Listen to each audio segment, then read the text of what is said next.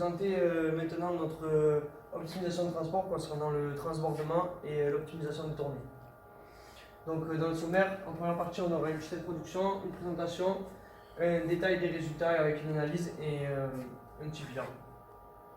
Donc en introduction, malgré une conjoncture de hausse des prix du transport routier de marchandises, il est possible de jouer sur différents leviers pour diminuer de 10 à 20% des coûts de transport, comme nous l'a bien dit Alain Bory. Il existe une forte concurrence entre les transporteurs, il faut être vigilant sur les prix de nos jours et on a différents leviers à disposition pour faire varier ces prix. Donc dans la démarche transbordement, en ce qui concerne l'analyse de PVOC, paramètres, variables, objectifs et contraintes. Pour ce qui concerne les paramètres, on a le distancié avec les quantités. La variable, donc c'est tout ce qui concerne les choix stratégiques, l'affectation des portes. Les objectifs, donc minimiser les distances parcourues. Et les contraintes, un camion équivaut à une porte. La première étape pour résoudre nos problèmes d'optimisation du transbordement sera d'incrémenter dans la base de données Access les tables suivantes: le problème, le véhicule, les portes, les distances, les portes obligatoires SIA ainsi que le chargement. Ceci nous permettra de pouvoir accéder en rafraîchissant la liste des problèmes à notre exercice dans le SIAD. Mais dans un premier temps, nous allons résoudre manuellement notre transbordement grâce à un tableau croisé dynamique que nous avons pu extraire. Ce tableau résume les échanges entre véhicules et nous montre l'importance de ces échanges avec un montant. L'objectif sera d'identifier les montants les plus importants pour essayer de placer les véhicules les plus proches. Comme nous pouvons le voir, le véhicule par exemple le 2004 ainsi que le 2002 ont 50 échanges en commun. Nous allons donc essayer de les placer assez proches les uns des autres, l'un de l'autre, pardon. Comme nous pouvons le voir, nous allons passer en porte 14 et en porte 16. Ce sont des portes qui sont côte à côte. La porte 14 est ici, la porte 16 ici. Une fois que nous avons fait ça pour tous nos véhicules et nos portes, nous pouvons copier-coller cette liste de cette affectation dans le SIAD qui va nous générer une distance de manutention que nous pouvons améliorer en appuyant sur 2 OPT base, l'objectif principal étant d'obtenir la distance de manutention la plus basse possible.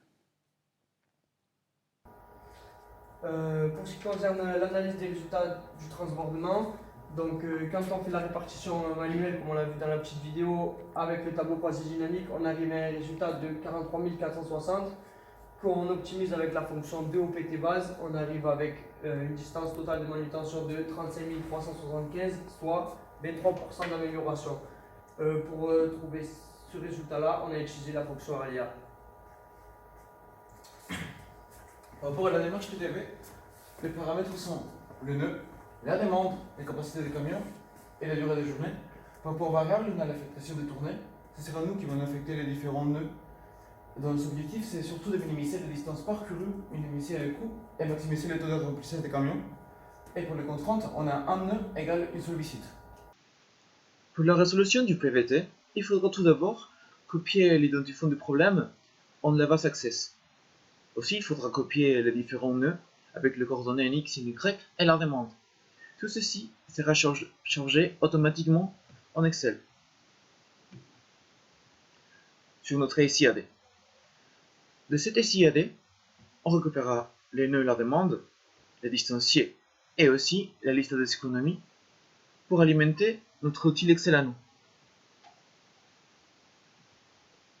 De cette façon, nos formules et graphiques seront alimentées. On recopiera la liste des économies et on les triera du plus grand au plus petit pour prioriser certaines relations entre les nœuds.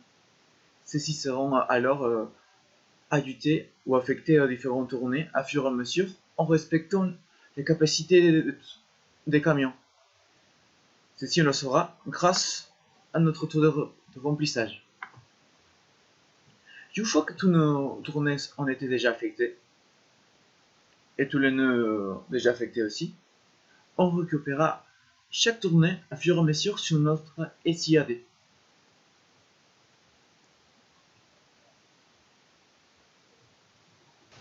Ici, tous ces tournées pourront être visitées et étudiées dans l'onglet Visite.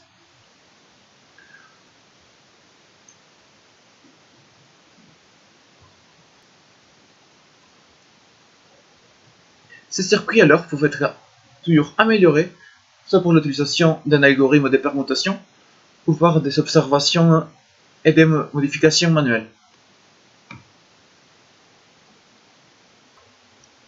Ici, par exemple, on peut apercevoir des changements de la distance totale parcourue dans les tournées.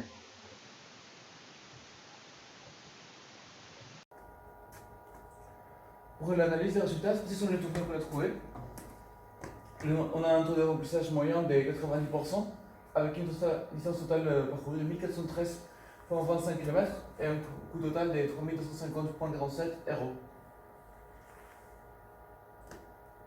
Après utilisation d'un algorithme de permutation, on a trouvé une nouvelle solution avec une amélioration de 0,28%.